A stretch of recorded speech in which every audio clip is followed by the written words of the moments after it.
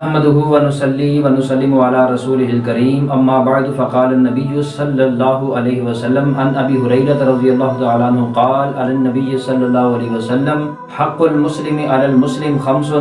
اذا لقيته فسلم عليه واذا دعاك فاجبه واذا استضحك فانصح له واذا عطس فحمد الله فشمته واذا مرض فعوده واذا مات فاصحبه۔ معزز و مکرم ناظرین و سامعین، السلام علیکم ورحمۃ اللہ وبرکاتہ۔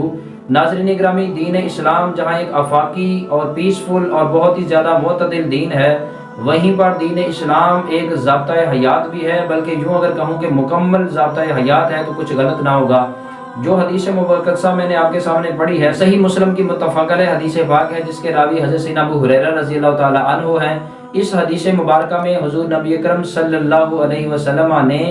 ایک مسلمان کے دوسرے مسلمان پر جو حقوق ہیں، ان حقوق کو حضور صلی اللہ علیہ وسلم نے بیان فرمایا ہے۔ اور اس حدیث مبارکہ میں حضور نبی اکرم صلی اللہ علیہ وسلم نے 5 حقوق بیان فرمائے اور فرمایا کہ ان 5 حقوق میں ایک اسلامی طرز زندگی بھی ہے اور حسن معاشرہ بھی اس کے اندر پنہاں ہے۔ تو ناظرین گرامی، ان حقوق میں پہلا حق حضور صلی اللہ علیہ وسلم نے بیان کیا کہ ایک مسلمان جب دوسرے مسلمان سے ملاقات کرتا ہے، ملتا ہے، تو اسے چاہیے کہ اذا لقیت فسلم علیہ، تو سب سے پہلے اپنی ملاقات کا آغاز سلام سے کیا کرے، یعنی ایک دوسرے کے ساتھ سلام کیا کریں اور سلامتی کی ایک دوسرے کو دعا دیا کریں۔ دوسری چیز حضور نبی اکرم صلی اللہ علیہ وسلم نے فرمایا کہ جب ایک مسلمان اپنے کسی دوسرے مسلمان بھائی کو دعوت دیتا ہے تو اسے چاہیے کہ فاجب ہو کہ اس دعوت کو قبول کیا کرے۔ تیسری چیز حضور نبی اکرم صلی اللہ علیہ وسلم نے فرمایا کہ جب ایک مسلمان اپنے دوسرے مسلمان بھائی سے خیر طلب کرتا ہے، بھلائی طلب کرتا ہے، یا اسے کوئی اچھا مشورہ مانگتا ہے، تو مسلمان بندے کو چاہیے کہ بتقاضا ایمانی اور اس مسلمان بھائی کے اعتماد اور اس کے بھروسے کو مد نظر رکھتے ہوئے اس کو خیر مہیا کرے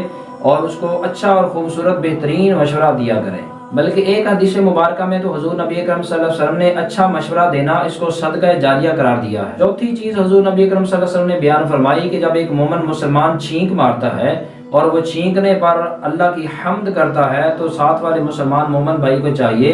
کہ اس چھینک کی آواز کو سن کر، اس کے حمدیہ کلمات کو سن کر آگے سے وہ جواباً کہے فشمتہ، یعنی یرحمک اللہ، کہ اللہ تعالیٰ تجھ پر رحم کرے۔ 5ویں اور آخری چیز حضور نبی اکرم صلی اللہ علیہ وسلم نے جو بیان فرمائی وہ یہ ہے کہ جب کوئی بھی مومن مسلمان بیمار ہو جائے تو دوسرے مسلمان بھائی کو چاہیے کہ اس کی بیماری کی عیادت کرے، تاکہ عیادت کرنے سے ایک تو اس کی حوصلہ افزائی ہو جائے گی، اور دوسرا یہ ہے کہ ہو سکتا ہے کہ ایک مسلمان جب دوسرے مسلمان کی عیادت کے لیے جاتا ہے تو اس مریض کا بوجھ ہلکا ہو جاتا ہے، اس کو بیماری کی جو تکلیف ہے، جو درد ہے، اس کے اندر ذرا آسانی محسوس ہوتی ہے۔ اور اس کے ساتھ ساتھ یہ ہے کہ جب کوئی بھی مومن مسلمان کسی بیمار کی عیادت کرے گا اور یہ کلمات کہے کہ اللہ تجھے صحت یابی دے، تجھے اللہ تعالیٰ شفا عطا فرمائے، تو عین ممکن ہے کہ کسی بھی مسلمان مومن کی دعا قبولیت کا وقت ہو اور وہ دعا قبول ہو جائے اور اس مسلمان کو شفا یابی نصیب ہو جائے۔ فرمایا کہ یہ مسلمان کا حق ہے کہ اس کی عیادت کرے ایام علالت میں، اور اگر اسی ایام علالت کے اندر ہی یا اسی مرض کی وجہ سے اس کی وفات ہو جاتی ہے، ڈیتھ ہو جاتی ہے، تو حضور صلی اللہ علیہ وسلم نے فرمایا کہ پھر مسلمان کا یہ حق ہے